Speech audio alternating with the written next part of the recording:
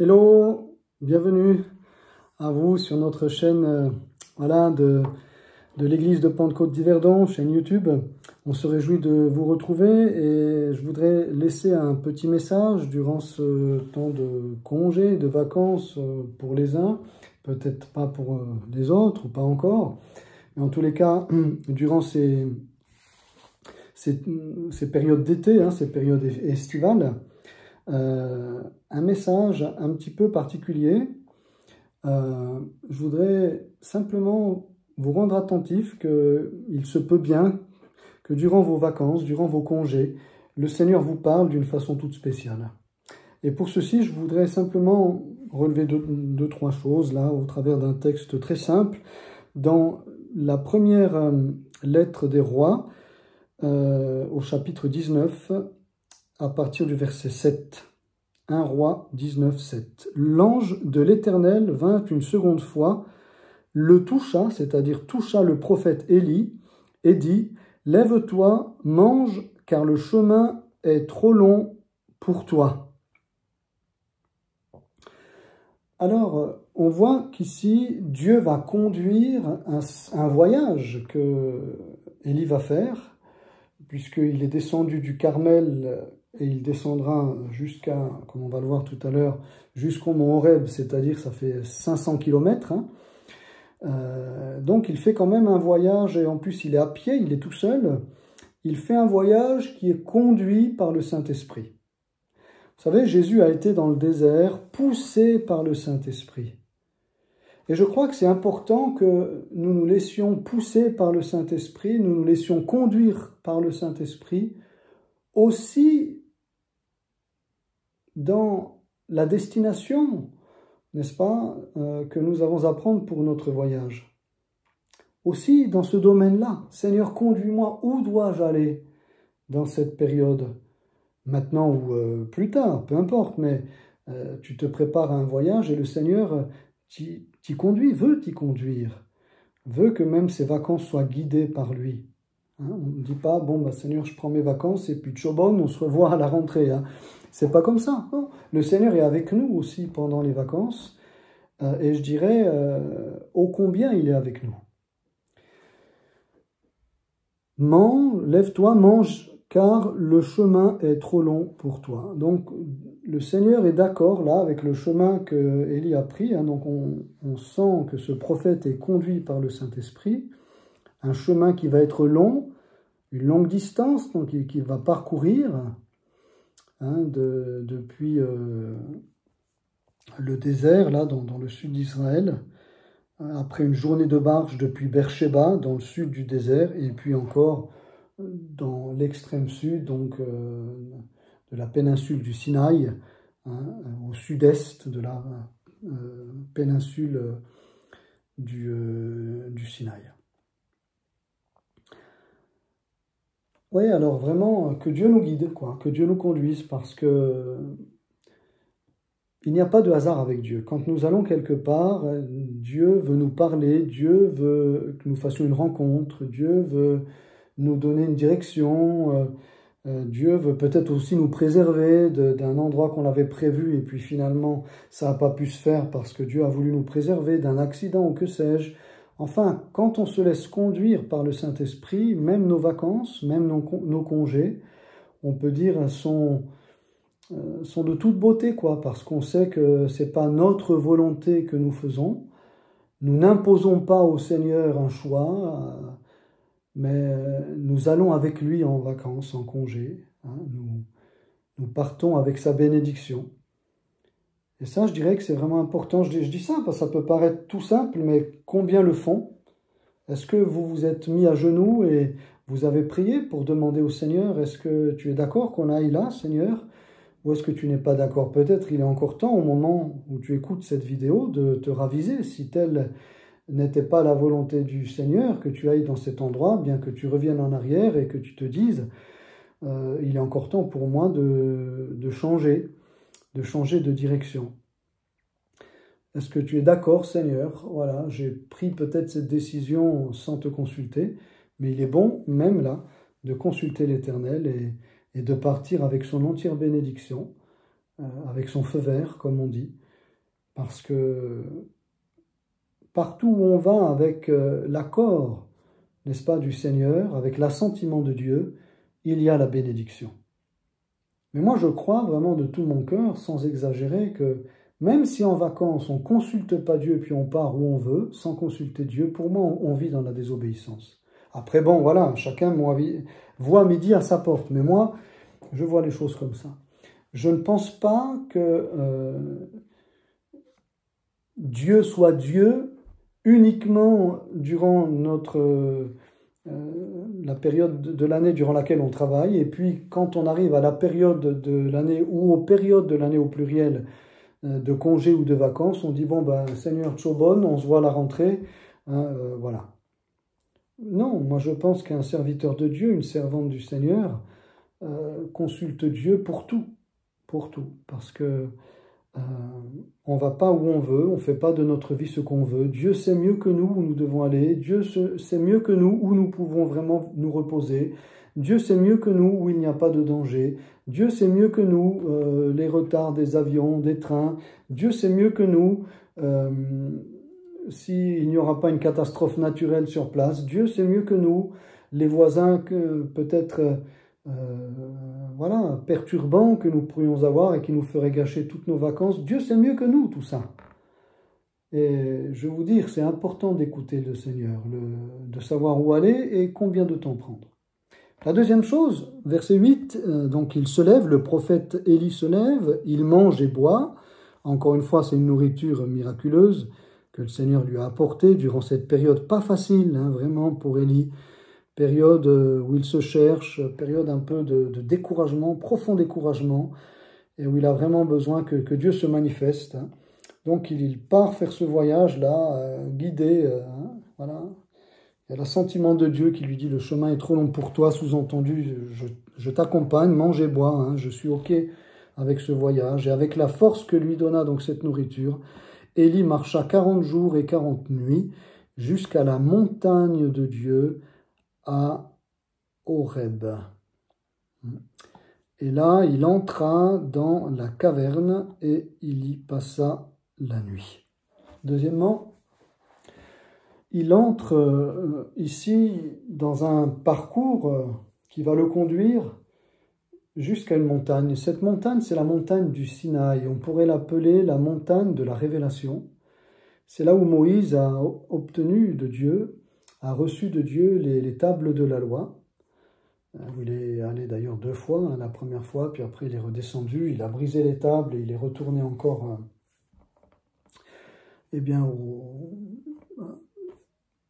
sur cette montagne pour être en communion avec Dieu. Et ici, donc, Élie va au Sinaï, à Horeb, à la montagne de Dieu. Donc, c'est important de réaliser que là où on va, c'est un lieu que Dieu a préparé. La montagne de Dieu. Toi, tu peux rajouter le camping de Dieu, la plage de Dieu, la campagne de Dieu, le chalet de Dieu, hein, etc., etc. Oui, c'est pas juste une montagne, c'est la montagne de Dieu. Et la montagne, là, dans cette caverne, il n'y a personne. Hein. Horeb, c'est vraiment désertique, rocailleux. C'est vraiment la solitude. C'est vraiment l'endroit où, si tu veux te restaurer, bon, il y a le soleil, hein, c'est clair, avec quelques animaux sauvages et le soleil. Mais si tu veux te restaurer, là, c'est top. Hein, c'est-à-dire que tu n'as vraiment personne. Donc, Dieu conduit son prophète vraiment à l'écart de tous ces va-et-vient du peuple, de toutes ces missions aussi qu'il lui avait confiées, d'aller voir le roi Akab, etc. D'être au milieu de ces 850 faux prophètes, n'est-ce pas, puis de prendre position contre eux. Dieu l'éloigne vraiment des hommes. Dieu l'éloigne des autorités. Dieu l'éloigne même de son peuple pour le conduire tout seul. C'est beau de voir comment Dieu prend par la main son serviteur et le veut rien qu'à lui. Ah, ce que c'est beau ça. Il veut son serviteur rien qu'à lui. Et La montagne est l'endroit propice pour cela, pour la solitude, pour la réflexion, pour le silence, pour permettre à Dieu de se faire audible quelque part. Parce qu'on est tellement environné de gens, de la famille, notre travail, les activités, nos missions, les visites, enfin, qu'on a vraiment besoin de se retrouver. Et c'est vraiment bon de se retrouver. Être capable de se retrouver avec Dieu et avec soi-même. Être en paix aussi avec soi-même, pas juste avec les autres, mais être en paix avec soi-même. Voilà, il y en a, ils sont fâchés avec eux-mêmes. Ils se haïssent, c'est incroyable. Ils se détestent. Je parle des enfants de Dieu. Hein. Ils ne voient en eux que des défauts, que des choses néfastes, négatives. Ils sont trop petits, ils sont trop grands, ils ne sont pas assez, ils sont trop. Et ils ont une image d'eux-mêmes qui est diabolique en fait. Ils écoutent le diable.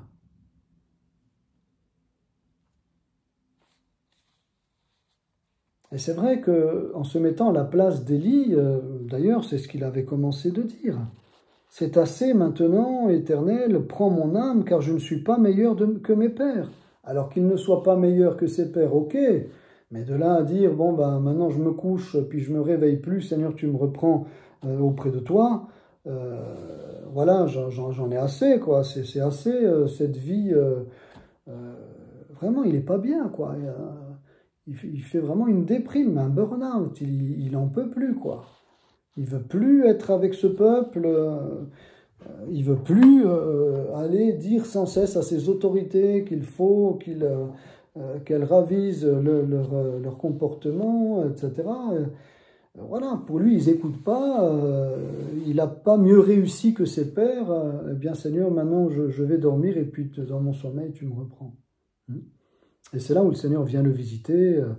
Et puis le touche, lui dit, mais lève-toi et mange, regarde, à ton chevet, il y a un gâteau cuit sur des pierres chauffées, il y a une cruche d'eau, mange et bois. Formidable comment Dieu prend soin de son serviteur. Donc à la montagne, c'est vraiment l'endroit idéal pour faire le break, quoi, pour faire une pause. C'est vrai qu'il y en a des fois qui reviennent de vacances, ils sont plus fatigués que quand ils sont partis. Ben, c'est sûr, ils n'ont pas arrêté de courir. Ils ont été visiter tout le monde. Le grand-père, la grand-mère, l'arrière-grand-mère, l'arrière-grand-père, le petit-fils du grand-père, l'arrière-petit-fils de l'autre, le cousin, la cousine, le copain d'il y a 50 ans. Enfin voilà, donc il n'y a pas de problème. Bien évidemment, les vacances, c'est un temps propice pour aller visiter nos familles et des amis. Ce n'est pas ce que je veux dire. Mais attention de ne pas finir sur les rotules, n'est-ce pas, et de faire de nos vacances un véritable marathon de visites, hein, ou d'activités, quand bien même elles seraient spirituelles. Parce que là, du coup, de spirituelles que nous pensions qu'elles seraient, elles ne le seraient plus du tout. Parce qu'on a besoin aussi de calme, de repos, de se retrouver avec soi-même, justement.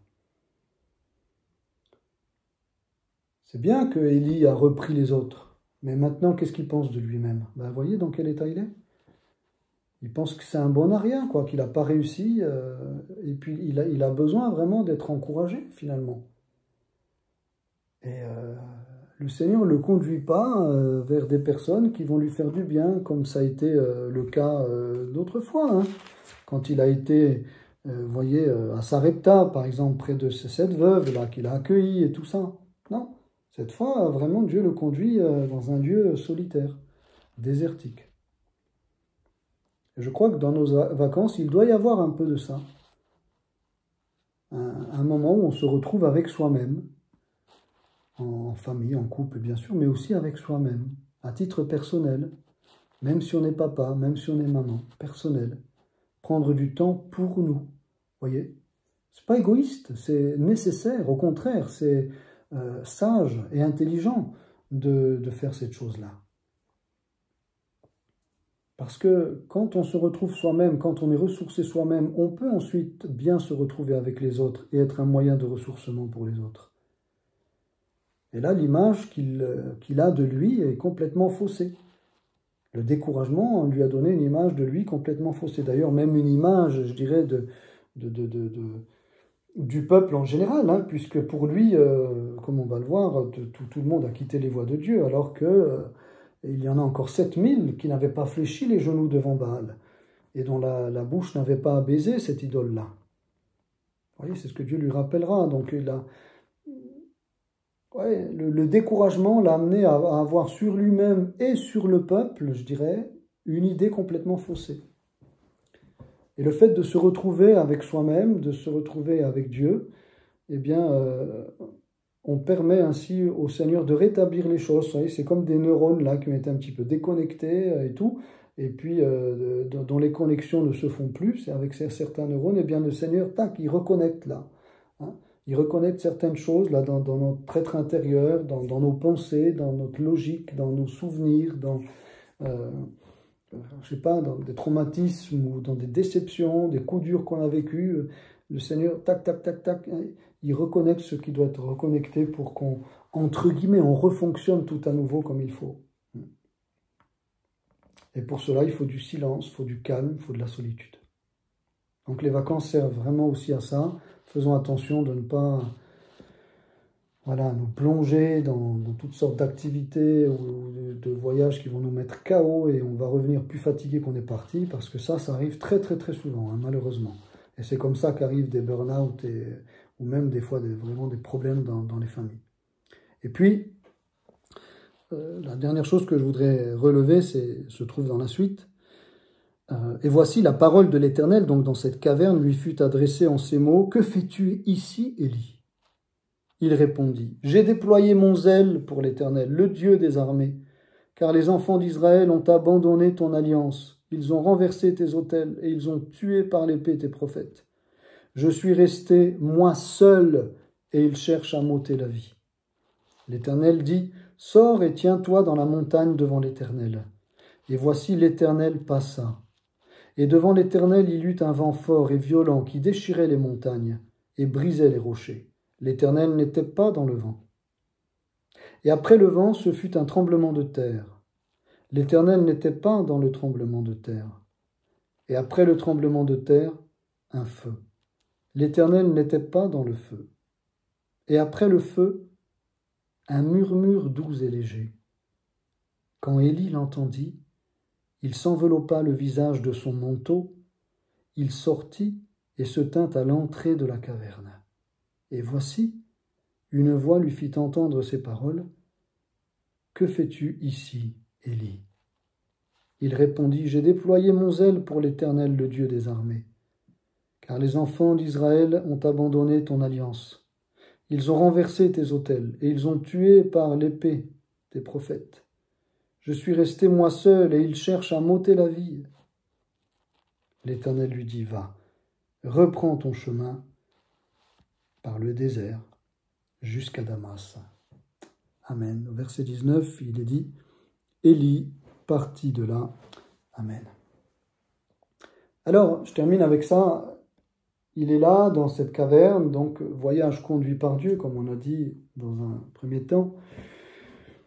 Il est là dans cette caverne, solitaire et tout, et finalement, Élie, c'est le prophète de la puissance. Hein. La puissance de Dieu est manifestée quand il prie, le feu tombe. C'est vraiment quelque chose de puissant, quoi. Et bien justement, Dieu lui dit, sors, hein, tiens-toi dans la montagne devant moi. Et la Bible nous dit que l'Éternel passe. L'Éternel, il passe, mais il n'est pas dans ces trois manifestations puissantes, dans le vent qui fracasse tout, n'est-ce pas? La Bible nous dit ici, un vent fort et violent qui déchire les montagnes et brise les rochers. L'Éternel, il n'est pas là. Et puis après, un tremblement de terre. Waouh, l'Éternel, il n'est pas là non plus. Et ensuite, un feu dévorant. L'Éternel n'est pas là. Mais après le feu, il y a un murmure doux et léger. Et là, Élie, il reconnaît la voix de Dieu. Il s'enveloppe le visage de son manteau et il sort à l'entrée. Et Dieu lui pose encore une fois cette question. Que fais-tu ici, Élie? Même si Élie lui redonne la même réponse. Le Seigneur lui demandera ensuite de repartir, mais il avait besoin, avant de repartir, de s'imprégner non pas de la puissance de Dieu, mais de s'imprégner de la douceur du Seigneur. Ce prophète puissant avait besoin là, non pas de la puissance de Dieu, mais dans son découragement, dans sa lassitude, dans son incompréhension, dans sa perplexité, dans une certaine révolte, je dirais, à l'égard de l'attitude que le peuple de Dieu avait en général à l'égard de Dieu. Il avait besoin de cette voix douce, un murmure doux et léger. C'est beau ça, la voix du Seigneur. Elle n'est pas que dans les miracles, elle n'est pas que dans les choses, n'est-ce pas, puissantes, elle n'est pas que dans le fait de terrasser l'ennemi, elle n'est pas que dans le combat spirituel, n'est-ce pas, mais la puissance de Dieu se manifeste aussi au travers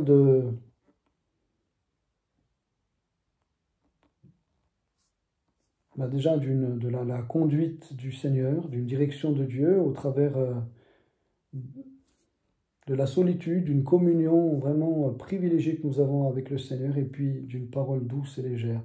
C'est puissant quand c'est doux et léger aussi. Il n'avait pas besoin d'une puissance fracassante, mais d'une puissance tout dans la douceur. De la puissance de Dieu tout dans la légèreté. Et quand Dieu nous parle comme ça, de manière douce, calme, paisible, légère, apaisée, non pas que Dieu parfois ne soit pas apaisé, mais vous comprenez dans quel sens je le dis, qui nous apaise, hein, qui nous parle de façon à nous apaiser, eh bien c'est là où on reprend courage. Ce n'est pas en voyant un miracle qu'on reprend courage, ce n'est pas en étant témoin de la puissance de Dieu forcément qu'on va reprendre courage. Oui, ça va être pour nous, eh bien, comment dire, beau de voir, beau d'assister à cela, beau d'assister à un miracle ou à une guérison, oui, mais c'est pas forcément avec cela qu'on reprend courage. Par contre, on reprend courage quand Dieu nous parle personnellement. Quand Dieu parle personnellement à notre cœur. Pourquoi c'est doux et léger? Parce que ça pénètre. Quand c'est fort, fracassant et grand, ça pénètre pas forcément.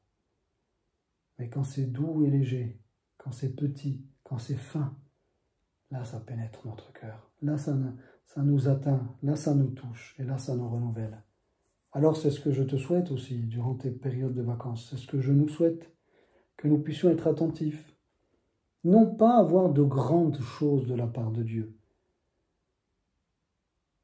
grandes selon nos critères à nous, mais avoir de grandes choses dans les petites choses. Soyez attentifs parce que Dieu va nous parler de manière qu'on pourrait passer à côté,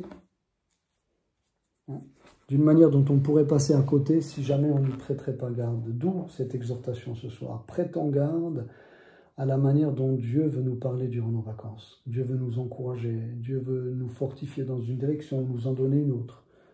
Dieu veut nous ressourcer, il veut que l'on boive au torrent de l'échi, n'est-ce pas, comme Samson, et que notre esprit se ranime, se fortifie, alléluia. Que nos forces physiques, mentales, psychiques, nerveuses, à tout point de vue, soient renouvelées. Soyons attentifs. Voilà, ne nous disons pas, tiens, je vais aller là-bas, je vais aller dans telle église, et puis certainement on va voir des miracles, ou dans tel pays, on va voir la puissance de Dieu. Très bien, mais ressource-toi. Ce que Dieu fait de grand, de plus grand, c'est de nous donner, de pouvoir trouver la paix, une paix vraiment profonde durant ces temps de vacances. Un repos profond, réparateur. On a besoin de la douceur du Seigneur. Je suis doux et humble de cœur, nous dit Jésus. C'est la nature du Seigneur. parle avec autorité contre l'ennemi, oui, mais pendant les vacances, il ne va pas nous parler avec autorité. Dieu ne nous parle pas toujours avec autorité. Dieu nous parle aussi avec douceur, avec cette légèreté dans l'esprit. Hein. Non pas légèreté dans le sens qu'il nous dit des choses qui ne sont pas profondes, mais légèreté dans le sens que, eh bien, c'est pas lourd à porter. Les paroles qu'on va recevoir vont pas être un joug lourd à porter. Ça va peut-être ne pas être grand-chose. Regardez ici, c'est une question. Que fais-tu ici, Élie? Ça veut dire quoi, cette question? Qu'est-ce que tu fais ici, Élie? Ça veut dire, je t'ai compris, mon serviteur. Je sais pourquoi tu es découragé. Je sais que tu es blessé de voir que mon nom est outragé et oublié, de voir mes enfants qui s'occupent à toutes sortes de choses, qui aiment se divertir, mais qui m'oublient. Je sais que tout cela t'a affecté, t'a touché. Mais si je t'ai amené ici, ce n'est pas pour rester non plus. Tu vas retourner. Vous savez, des fois, en vacances, on se dit « ouais, on est tellement bien, on veut rester ». Non, on est en vacances pour se ressourcer, pour repartir après de plus belle. Il lui dit « va, reprends le chemin du désert par lequel tu es venu, car j'ai encore bien sûr des missions à te confier. » Donc, qu'au travers de ces temps de congé et de vacances, oui, je le répète, nous soyons attentifs, parce que Dieu peut nous parler par un enfant, Dieu peut nous parler par, bien sûr, dans notre étude personnelle, par un verset qu'on a peut-être lu des dizaines de fois, et puis là, un verset tout simple qui va vraiment nous faire du bien. Dieu peut nous parler par la nature, le cadre dans lequel nous allons aller, par voilà, le comportement, je ne sais pas moi, d'un animal, etc. Dieu va nous donner une leçon. Dieu peut nous parler par, je ne sais pas, une promenade au bord de la mer, et puis soudain une pensée vient là dans le calme, n'est-ce pas, du flux et du reflux des vagues. Voilà, Dieu peut nous parler de mille et une façons. Je termine avec un témoignage, justement, extraordinaire. Je vais taire le nom de cette personne, mais c'est une personne connue, une personnalité en France qui a rencontré Jésus. Et quand elle était petite, en fait, chaque année, ses parents allaient en vacances dans le sud de la France, au bord de la mer. Et puis, il y avait là, à chaque fois, une petite. Elle avait aussi 4 ans comme elle, quoi. Et puis, un jour, donc, cette petite, elle avait 4 ans, hein, et la petite qui va parler, et la petite donc, qui va recevoir un message de la part du Seigneur par l'intermédiaire de cet enfant. Ces deux enfants avaient 4 ans, et donc, cette petite qui doit donner un message prend à part cette personne dont je t'ai le nom, justement, et lui dit si tu donnes pas ta vie à Jésus, un jour les robots t'emporteront. Vous imaginez, elle a 4 ans, la petite. Donne ta vie à Jésus, sinon un jour les robots t'emporteront. Il y a de ça, peut-être 30 ans, peut-être même plus. À l'époque, on ne parlait pas d'IA, on ne parlait pas de tout ce dont on parle aujourd'hui. Même s'il y a toujours eu cette volonté de la robotique, déjà dans les années 70, etc. Mais ça n'a rien à voir avec le monde que nous connaissons aujourd'hui. Hein, voilà, au niveau de l'avancée technologique, etc. Et à 4 ans en plus, une telle phrase, si tu ne donnes pas ta vie à Jésus, un jour les robots t'emporteront. Et elle a gardé ça, en fait, en grandissant, elle a gardé ça dans son cœur. Elle a connu une enfance, puis après une adolescence, une jeunesse, voilà, comme chacun a pu vivre, avec ses hauts, avec ses bas, avec ses dérives, etc. Et puis, effectivement, voilà qu'un jour, je passe, elle va vraiment rencontrer le Seigneur. Le Seigneur va se révéler sur son chemin de jeunesse, sur son chemin de vie. Jésus va se révéler à elle. C'est une femme d'une manière extraordinaire, vraiment d'une manière extraordinaire. il va vraiment se révéler à elle. Hein. C'est vraiment par révélation, hein, de manière personnelle. Elle va rencontrer le Christ, elle va devenir chrétienne. Et elle rend aujourd'hui témoignage de cette expérience. D'ailleurs, elle a écrit même un livre à ce sujet. Voilà, avec cette phrase-là, « Donne ta vie à Jésus ou les robots t'emporteront », quelque chose comme ça. Et c'est ce qu'elle a fait. Et aujourd'hui, au moment où eh bien, on parle de mettre des robots, et d'ailleurs pas juste on parle, mais c'est déjà en fonction dans plusieurs endroits, c'est déjà une réalité, des robots qui remplacent dans le service, dans la restauration, etc., ou ailleurs, hein, dans l'hôtellerie ou ailleurs, eh bien, elle se dit, ben voilà, c'est dans ce monde-là que j'allais entrer. Et cette petite fille, il y a plus de 30 ans en arrière, m'avait dit, si tu ne donnes pas ta vie à Jésus, un jour les robots t'emporteront. Ça veut dire ce monde de technologie, un jour peut-être te séduira tellement.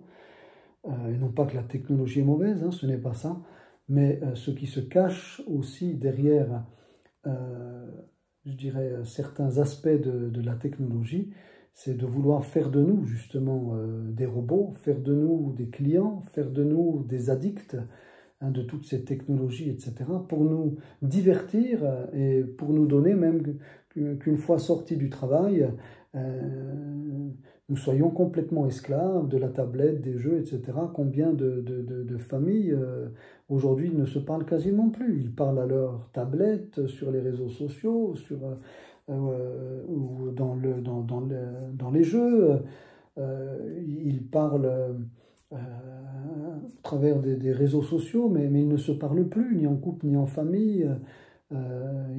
Ils ne sortent plus faire des promenades ensemble, les choses toutes simples de la vie. Et cet aspect-là, ces aspects-là, même les psychologues nous mettent en garde, peuvent être extrêmement dangereux, n'est-ce pas? La dislocation de notre société au travers de cette technologie à outrance qui voudrait faire de nous justement des robots, hein. Non pas simplement que nous soyons esclaves des robots, mais que nous-mêmes nous soyons des robots dans cette société voilà, qu'on nous promet transhumaniste, etc. Et voilà, et aujourd'hui, alors elle vit à l'ère des robots et de l'IA, elle se dit, eh bien, heureusement que j'ai donné ma vie au Seigneur, parce que peut-être qu'aujourd'hui, moi aussi, je serais rentré dans un certain moule. Et toutes ces technologies qui ne sont pas mauvaises en soi, mais qui par l'excès peuvent nous conduire à en être dépendants, peut-être m'auraient amené à oublier complètement l'essentiel, c'est-à-dire eh bien, le salut de mon âme, et m'aurait porté à m'éloigner de Dieu plutôt que de m'en rapprocher. Et donc c'est cela, nous-mêmes en tant que chrétiens, la chose à laquelle nous devons faire attention, c'est que nos technologies, ok, regardez, on a YouTube, on a chacun notre Natel, notre ordinateur, etc., ok, mais la priorité, vraiment, c'est d'être au Seigneur. Et si tu n'es pas à Jésus, si tu n'as pas cette communion avec Jésus, c'est ça la nécessité, c'est ça l'essentiel. C'est le salut de ton âme. Comment va ton âme? Comment se porte ton âme? Es-tu sûr d'être sauvé? Si tu devais mourir, es-tu sûr d'aller au paradis? Voilà l'essentiel. Et tant que ces raisons, ces questions-là, ces questions existentielles, nous ne pouvons pas y apporter de réponse, eh bien tous ces divertissements que même peut nous apporter la technologie, avec le confort également qu'elle implique, si vous voulez, il faut revenir à l'essentiel, quoi. Voilà. Il faut revenir à l'essentiel. Alors que ces vacances puissent être le moyen pour toi, mon ami, peut-être de revenir à l'essentiel et de réfléchir à ce qui a été dit là ce soir, de réfléchir à ton âme, au salut de ton âme, n'est-ce pas, afin que tu sois sauvé et qu'après ta mort, tu ailles au ciel et non pas en enfer. Et le seul moyen d'être sauvé, c'est d'accepter Jésus-Christ comme son sauveur et Seigneur personnel, de lui demander pardon pour tous nos péchés, toutes nos fautes, n'est-ce pas? Il est celui qui nous pardonne, qui nous lave, et de lui demander un nouveau cœur, de marcher en nouveauté de vie, devenir un nouvel homme, une nouvelle femme, n'est-ce pas? Avec l'amour de Dieu, et d'avoir l'assurance dans son cœur d'être sauvé. parce qu'il n'entrera personne là-haut avec ses péchés, qui ne soient pas pardonnés. Mais n'entreront dans le ciel que des hommes et des femmes dont les péchés ont été pardonnés, effacés et réglés ici-bas sur terre, eh bien, grâce à la mort et à la résurrection du Christ. Alors que Dieu vous y conduit si vous n'avez pas encore fait ce pas, et pourquoi pas que ces vacances soient un moyen pour vous d'être sauvés, comme c'est arrivé à tellement de personnes, que Dieu leur a parlé durant leurs vacances, parce que, eh bien, malheureusement, durant l'année, ils étaient tellement pris qu'ils n'avaient pas le temps.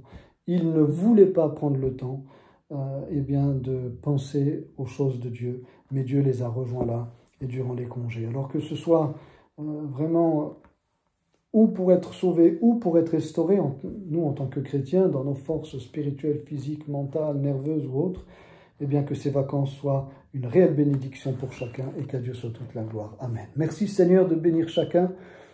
Merci parce que c'est vrai, Élie nous apprend que nous voulons nous laisser conduire également dans ces voyages que nous avons à faire.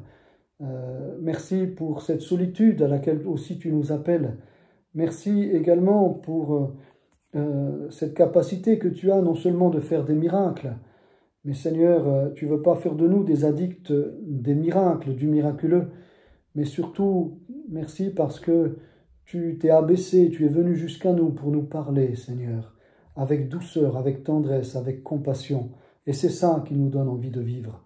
C'est ça qui restaure nos forces. C'est ta douceur, c'est ta compassion, c'est ton amour. C'est la chose la plus belle que nous ayons, Seigneur. Oui, sois béni. Merci Jésus de conduire peut-être quelqu'un à toi durant ces temps de vacances, ou de restaurer un frère, une sœur, de nous restaurer tous, et que ces vacances soient guidées par toi, que nous allions avec toi, que nous allions avec ton approbation, et que nous puissions ainsi revenir sauvés, si tel était le cas, en ayant accepté Jésus, en ayant rencontré le Christ, ou en tout cas restaurés, guéris, rétablis, fortifiés, encouragés, joyeux, prêts à reprendre du service et du travail pour une nouvelle année encore. Au nom de Jésus, merci Père. Amen, amen. Oh oui Seigneur, amen. Voilà, il me reste qu'à vous souhaiter, pour ceux qui prendront eh bien, des vacances prochainement, eh bien, de bonnes vacances, et puis pour ceux qui travaillent, eh bien, bon courage encore pour ce temps de travail, mais pensez aussi à vous reposer et pensez aussi à vous. Donc, on prend avec ma famille, Dieu voulant, 15 jours de congé, de repos. Donc, nous aurons encore vendredi notre réunion de prière à 19 h, et puis Morija aussi, l'intercession à 20 h. Puis après le culte, ce samedi à 19 h, et ensuite nous prenons quelques jours de congé. Pendant 2 semaines, donc mardi prochain et mardi encore d'après, il n'y aura pas de vidéo, mais ça sera dans 3 semaines, la reprise pour vous qui suivez ces enseignements du mardi, hein, post-études bibliques, on va les appeler, hein, et, voilà, des enseignements post-études bibliques du mardi auxquels vous êtes habitués, de la bonne habitude, hein, j'entends. Voilà, soyez bénis, encouragés, fortifiés, et à bientôt. Shalom.